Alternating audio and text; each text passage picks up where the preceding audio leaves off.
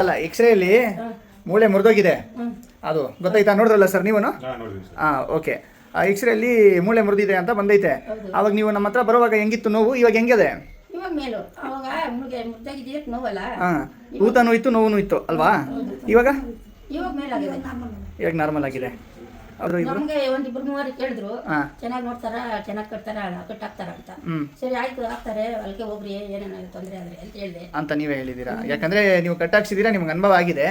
ಅದ್ರಿಗೆ ಯಾವ ತರ ಅನ್ನೋದು ನಿಮಗೆ ಡೈರೆಕ್ಟ್ ಅವ್ರು ಕೇಳ್ಕೊಂಡು ಬರೋಣ ಅಂತ. ಸರ್, ಟ್ರೀಟ್ಮೆಂಟ್ ಸ್ಯಾಟಿಸ್ಫ್ಯಾಕ್ಷನಾ? ಬಿಫೋರ್ ಎಕ್ಸ್ರೇ ಆಫ್ಟರ್ ಎಕ್ಸ್ರೇ ಎರಡು ನೋಡಿದ್ದೀರಾ ತಾನೆ?